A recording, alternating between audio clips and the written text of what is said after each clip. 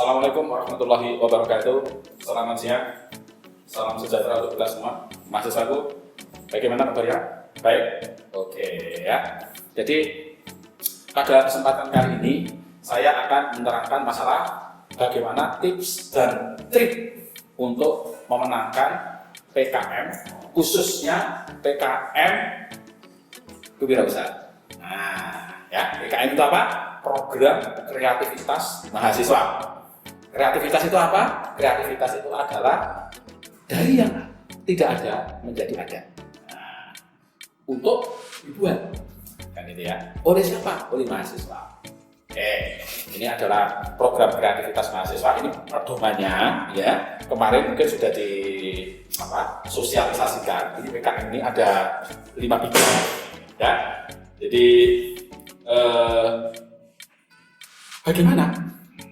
Bagaimana supaya kita itu mempunyai kreativitas? Jadi begini, program kreativitas mahasiswa itu sebetulnya sebagai wadah peningkatan mutu lulusan perguruan tinggi. Ya, jadi mutu perguruan tinggi itu ya harus minimal punya 4 skill, bukan skillmu, gitu kan? Skill itu adalah keterampilan, betul. Apa? Yang pertama, harus mempunyai academic knowledge. Nah, harus mempunyai mutu pengetahuan. Ya, harus mempunyai mutunya apa? Komunikasi skill. Harus mempunyai kemampuan komunikasi, ngomong. Ya, harus mempunyai kemampuan manage.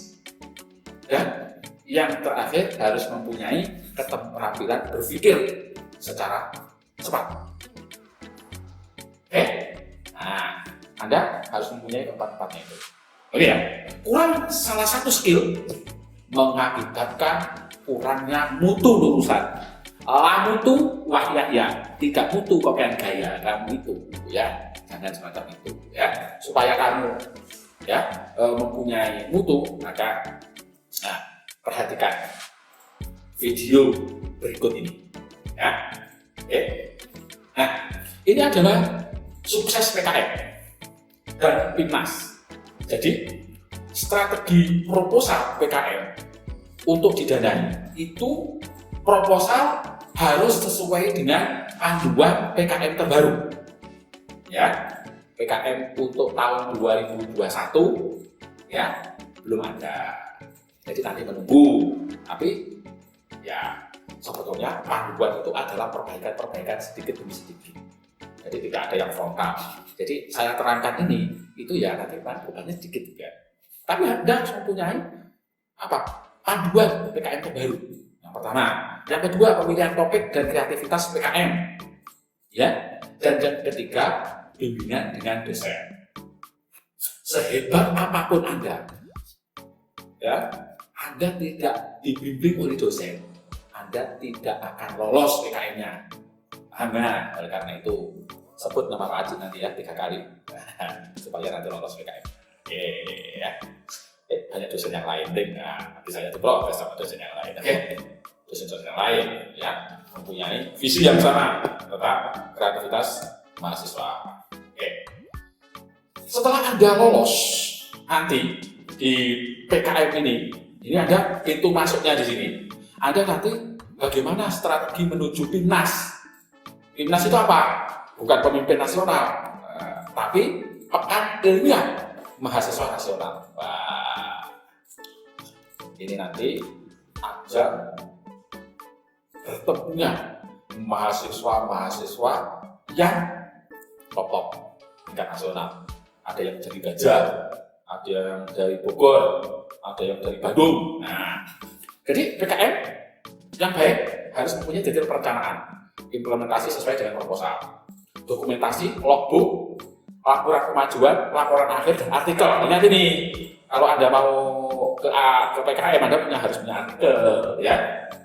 Artikel itu adalah karya ilmiah, bisa jurnal, bisa penting, ya. Terus outputnya ada produk, ada kreativitas, ada publikasi ilmiah atau konten. Ya, ini kita itu di klaster 3.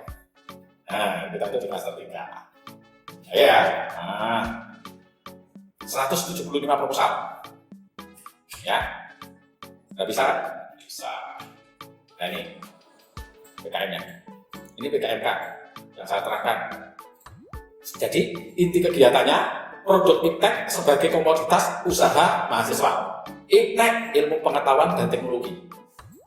Tidak terkait dengan bidang ilmu, ya tidak harus, ya kriteria keilmuan tidak harus.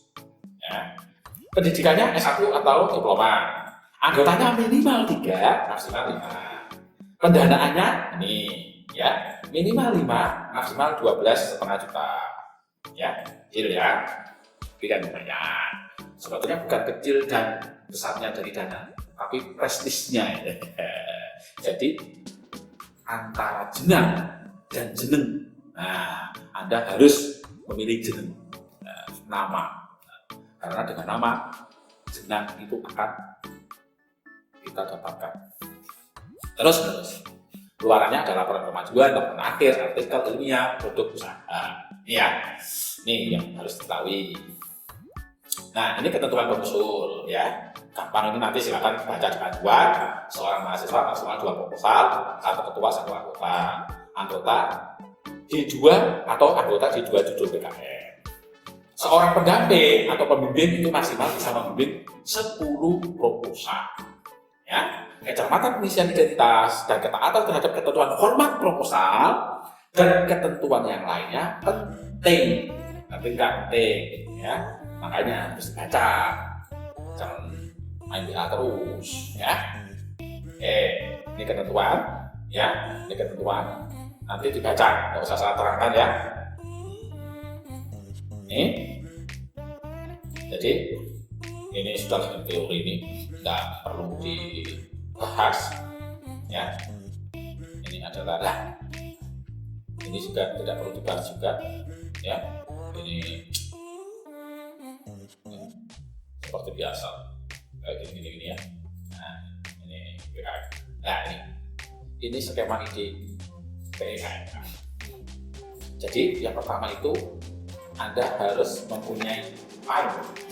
Pain itu adalah masalah tentang mungkin ada tantangan atau kebutuhan pasar apa yang market butuhkan, gitu ya.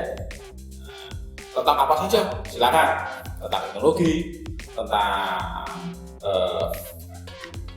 industri kreatif, tentang budidaya, tentang jasa dan perdagangan atau kuliner, yang monggo silakan, ya. Nah, di sini muncul kelompok mahasiswa dan dosen pembimbing. Dari tantangan pasar itu ada ide kreativitas, inovasi, terorganisir dalam menciptakan peluang pasar. Ya, didahului oleh survei pasar. Jadi Anda itu kalau membuat proposal itu ya survei, lihat dulu dolano sing ado, mumbio kopine sing kental. Itu artinya kita itu wajib untuk melihat pasar. Ada relevansinya enggak terhadap terbukanya peluang untuk mendapatkan profit? Nah, itu ya. Jadi ada slogan-slogan itu penting itu. Nah, setelah itu Anda ketemu dengan pembimbing, nanti muncullah satu kegiatan namanya proposal PKMK. Ya, jadi PKMK itu nanti keluarannya ada sistem bisnis, ya, yang sudah berjalan dengan baik. Ini skemanya. Bisa dipahami nggak ini?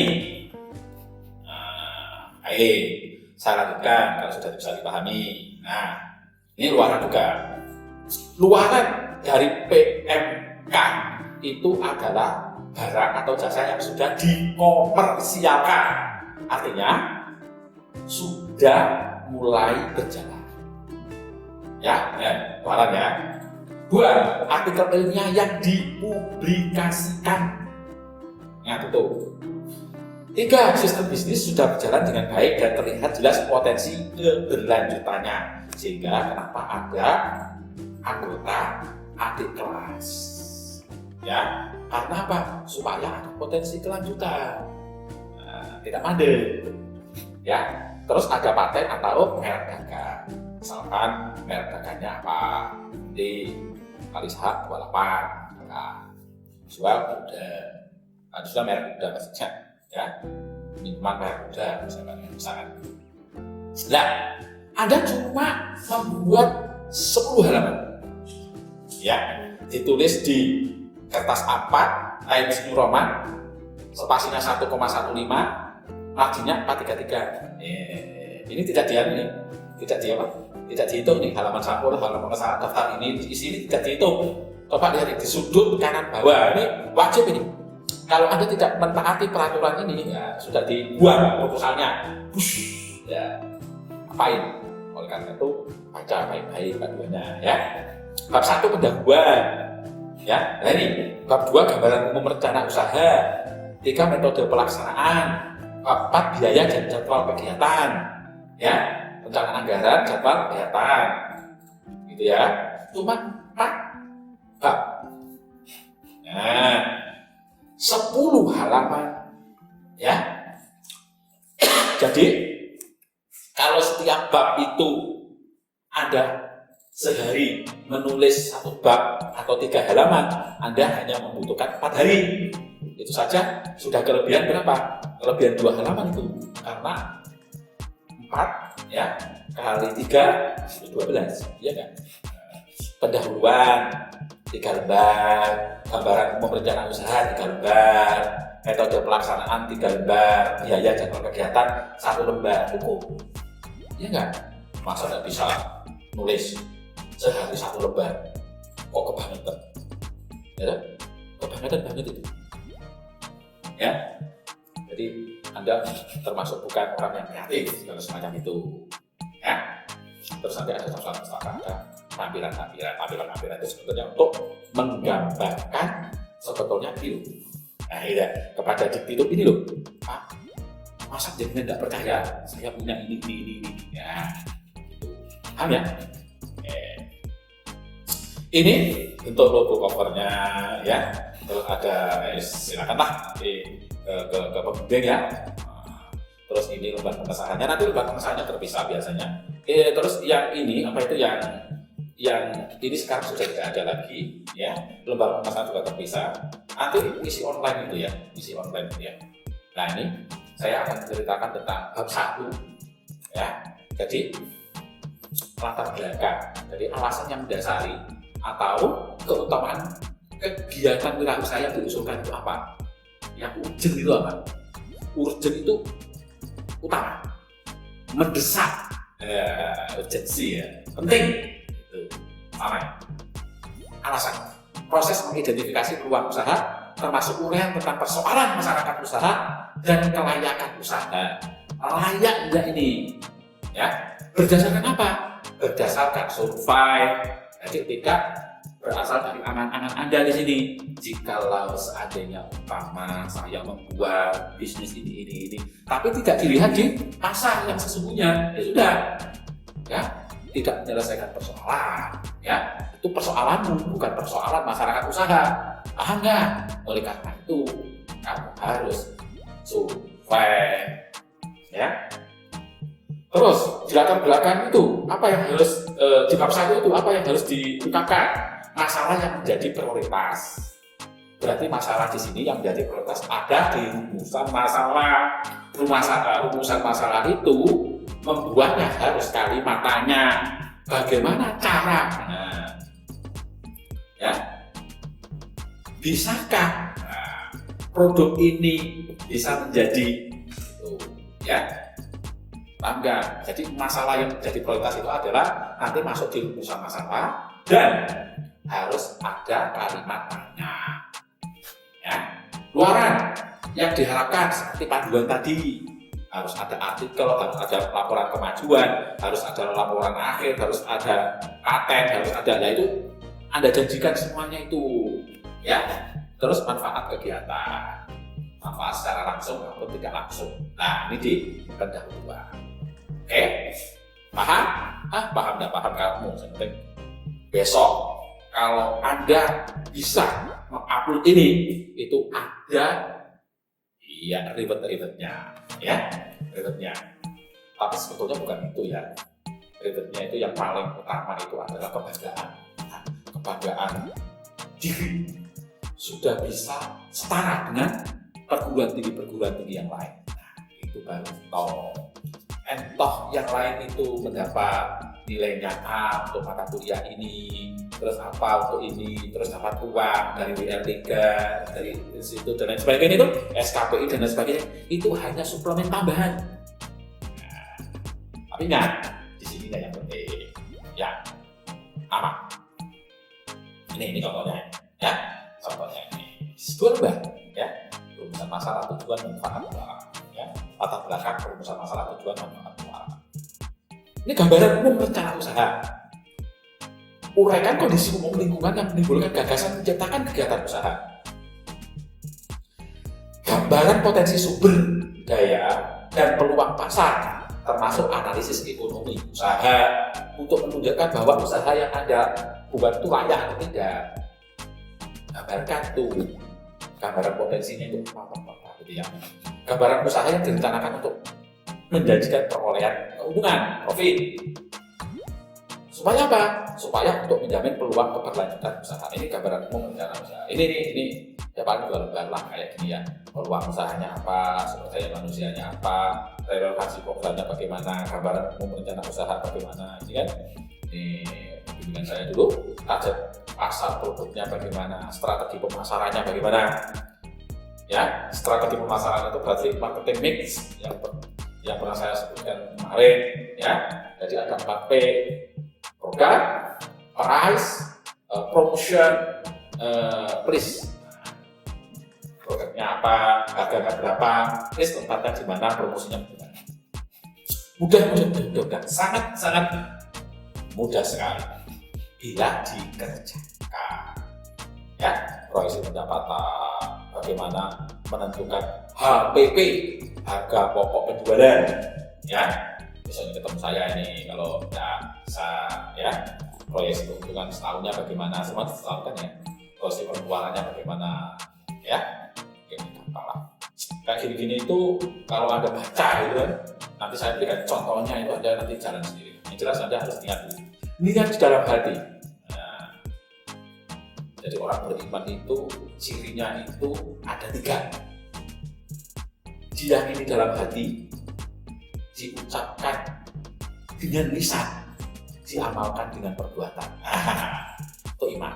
Iman itu kan, jadi kekuatan yang ada di kalau istilahnya kewirausahaan itu motivasi. Nah, ada di dalam. Oke, bab yang ketiga, tadi sepakat 3 lembar. Bab pertama 2 lembar, bab kedua 3 lembar, 5 lembar toh, jika 5 lembar lagi di metode pelaksanaan. Uraian tentang teknik tahapan pekerjaan dalam menyelesaikan permasalahan. Gambarkan langkah-langkah secara skematik. Skematik itu dibuat skema-skema ya, skema-skema ini, setelah ini gambar. Dan masing-masing tahap dijelaskan apa aktivitasnya dan menghasilkan apa. Paham ya? Jadi biar ringkes gitu loh. Nah, ini misalkan metode pelaksanaan pembuatan smart batch, ya, menyiapkan desainnya, merancang strategi promosi penjualan, membangun desainnya bagaimana, kan gitu ya? Apa? Strategi penjualannya bagaimana, penerima usaha bagaimana. Itu gambar. Dan yang terakhir adalah biaya dan jadwal kegiatan. Ya, ini ringkasan, tapi nanti di lampiran ada justifikasi uraiannya. Kalau di bab 4-nya ini anggaran biaya cuma ada 4, peralatan, bahan habis pakai, perjalanan, lain-lain itu dimaksimalkan 12,5 juta. Maksimal saja. Jangan sampai nanti ada yang nulis 2,5 juta ngapain gitu kan. Minimal saja diminta itu 5 juta. Kok 2,5 juta? Ada yang kayak gitu tuh. Paham? Dengan apa? Dengan proposalnya, dengan panduan. Jadwal kegiatan kamu punya 3-5 bulan disusun dalam bentuk barcode, dalam bentuk tabel-tabel, kayak gini ya. Nah, biaya yang 12 lah, kurang berapa ya? Kurang 3.000. Ya, ini jadwalnya. Coba kayak gini lah. gitu ya. Terus nanti buat biodata. Nanti biodatanya nanti ada apa ya? Ada form-formnya ya. Mungkin berbeda dengan yang sekarang dengan yang dulu ya. Nah, coba lihat lah. Ini produknya ini nanti ada surat-surat kayak gini itu juga sudah disiapkan. Itu, oke. Nah, pertanyaan penting dalam proposal itu format dan syarat administrasi harus terpenuhi. Ya. Terus apakah kreativitas sudah tergambarkan dengan jelas? Adanya peluang usaha sendiri sudah tergambarkan atau belum? Adanya keunggulan, ya, adanya keunikan, apa permasalahan dan tujuan PKM yang ingin dicapai. Ini biasanya yang membuat Anda tidak lolos dalam proposal. Ya, luarannya tidak sesuai dengan pedoman yang diminta oleh pedoman. Anda karang-karang sedih, ya, akhirnya Anda tidak mempunyai cash flow, business plan, itu juga nggak bisa. Ya, oleh karena itu, bagaimana membuat cash flow nanti? Tunggu aja. Apa sudah sinkron antara permasalahan, tujuan, metode, jadwal, dan biaya pelaksanaan? Ini harus sinkron. Ya harus ada benar-benar. Ya, ini hipnosis yang dulu. Nah ini loh. Ini dari April, PKMK April. Ini yang tahun dulu ya. Yang tahun sekarang itu ada juga. Untuk saya tulis. Oke, lah. Ini motivasi sedikit ya. Jadi gini, Bapak lihat di gambar ini. Orang jongkok terus di lututnya itu sampai menancap ke tanah. Artinya apa ini? Tanpa kegiatan atau kesibukan, maka malas pun akan tertanam dalam diri kita. Ya, tanpa mimpi, maka kejatuhan akan berakar dalam diri kita. Semakin lama, akarnya akan semakin mendalam. Sampai suatu hari, bahkan mau berdiri pun sangat sulit. Kalau ada di zona nyaman, santai-santai sekarang, akhirnya ya kayak gitu mau bergerak sangat sulit. Ada hukum Newton ya. Hukum Newton 1 itu apa? Hukum kelembabannya. Jadi ada aksi, ada reaksi. Coba Anda naik mobil, ya mobil. Kalau Anda waktu berjalan pertama itu kan apa rasanya? Anda akan gini ya. Anda akan terdorong ke belakang kan? Karena apa? Karena Anda nyaman di tempat itu. Wah, pada waktu gerak itu Anda akan terdorong. Nah, tapi kalau Anda sudah terdorong, ya, Anda berhenti nanti, nah gini lagi. Itu artinya apa? Kalau Anda nanti sudah bergerak terus berjalan sampai selesai, jangan pernah berhenti.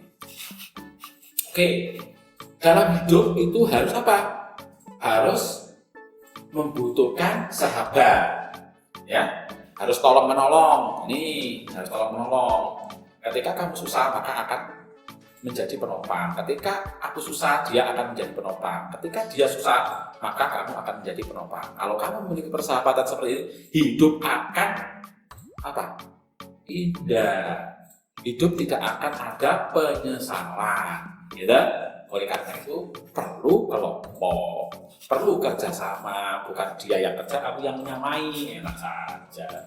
Ya, nih juga, ya coba lihat nih. Untuk bekerja sama, kita harus melepas keegoisan dan saling menghormati. Untuk bekerja sama, ya seumur hidup maka harus merubah kebiasaan buruk dan menjadi dewasa bersama. Ya, kalau kamu hanya tahu egois, tidak bisa saling mempersilahkan, maka suatu hari kamu pun akan kalah, entah dalam pekerjaan, pernikahan, persahabatan. Ayo coba lihat ini, ya. Wah, ini ada 2 kuda ya. Wah, ada kuda. Terus di sini ada makanan, ini ada makanan di keranjang. Padahal dia kuda itu ditali, ya. Wah, saling rebutan. Aku mau makan ke sana, aku mau makan ke sini. Karena ada talinya kan, nggak bisa. Semakin kuat ya semakin nggak bisa, semakin kita apa? Semakin kita habis tenaganya. Nah, harusnya kita rundingan, ya. Saling apa? Saling mencari jalan keluar bagaimana itu. Nah, ngomong-ngomong, boleh dimakan sih yuk.